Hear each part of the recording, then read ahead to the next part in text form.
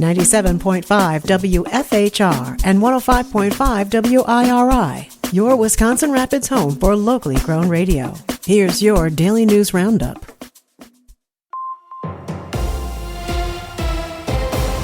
For Civic Media News, I'm Savannah Tomei Olson. As we wrap up the year, we're featuring stories from our team of reporters all over Wisconsin. Historically, firefighting foams have spread PFAS, which can have lifelong effects on the body. James Kelly covers a firefighting foam made from soybeans instead. An alternative to PFAS-laden foam exists. It's called soy foam, and it's developed right here in Wisconsin. Soy foam is made from soybeans. It's developed by a Georgia-based company, Cross Plains Solutions, where David Garley is managing partner and chief tech officer. Soy foam was tested at Chippewa Valley Technical College's Fire Safety Center, which Garley says has state-of-the-art facilities. He says the center's been a critical resource for addressing two specific challenges, making it as effective as PFAS-based foams and improving its shelf life. My team and I would come up with the samples. We'd give it to the professionals here at CVTC, and they ran it through a whole battery of different tests. And then the feedback that the firefighters would give us, we would take back to the lab, make those changes, and provide another prototype. Chris Turner is the lead technician at the Fire Safety Center. He says they're hoping to prevent the use of chemicals we still don't know are bad for us yet, especially for firefighters. But the real difference with soy foam is they've committed to, first and foremost, making a safe foam and used plant-based products in order to do that. So the likelihood of, another 20 years down the road, one of those other chemicals that might have been used as a replacement for PFAS, who knows what we can find out later that could actually be harmful as well. Some departments are already experimenting with soybean-based fire suppressants, including the Menominee and Elk Mound fire districts, according to testimony at the state capitol, where a bill would let fire departments be reimbursed for purchasing the foam under a state grant program. That's James Kelly reporting from Chippewa Falls. Joanne Krulotz covered the retirement ceremony for Wisconsin Supreme Court Justice Ann Walsh Bradley in June. I say today to all of you gathered here, it has indeed been a long journey from the old Swamp Inn to serving as Chief Justice of the Wisconsin Supreme Court. Originally from Richland Center, Chief Justice Ann Walsh Bradley graduated from Richland Center High School in 1968.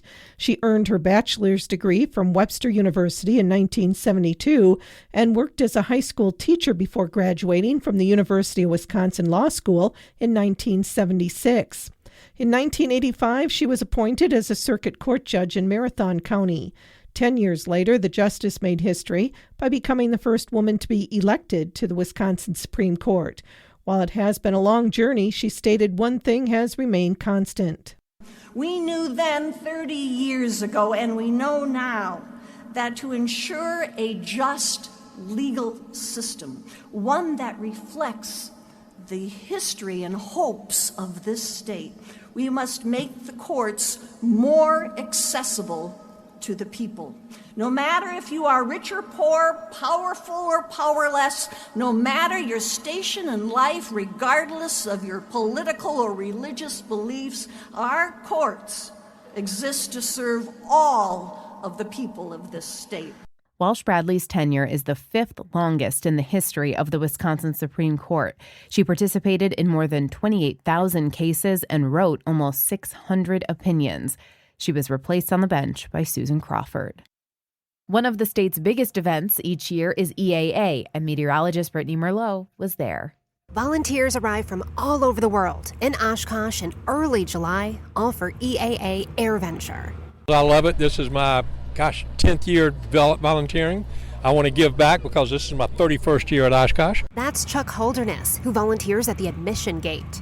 I flew in the Bonanzas to Oshkosh 31 years ago, and I've done it every year since. It's unbelievable. We set the world record for the world's largest civilian formation flight. We had 133 of us one year, and then we actually had 149 another year, but we didn't go through all the paperwork to break the record. This year we had 119 of us. So we're all on the runway at the same time, 3 abreast, 5 feet from my prop to the tail in front of me. It's exciting. And Donna at security, her daughter is a 148th Fighter Wing pilot. But it's more than that brings her here from Port Washington. Meeting the people, you meet them from all over the world, basically. and mingling with them and making new friends. Often described as a family reunion, even if you aren't a pilot, all are welcome. I've made friends already from Mississippi, from Arizona, from around this area, and we camp with them because I also camp here. Camp Scholler, a field of friends, volunteers, pilots, and more. No electricity and no problems. Even in the summer heat of July, 40,000 camp here in this 1 week.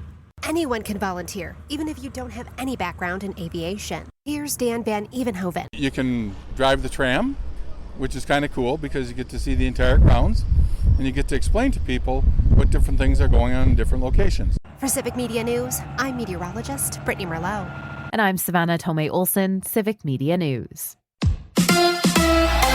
Home for the holiday. Hi, I'm Mike Clemens with sports. NBA, the Bucks back in Milwaukee for Christmas Day after returning from Indianapolis, where they beat the Pacers 111-94 Tuesday night. Head coach Doc Rivers after watching the tape. I thought we played all night, played hard, played physical. I thought our switching was good. We trapped McConnell a couple times, which I thought was great for us. So I thought we were locked in.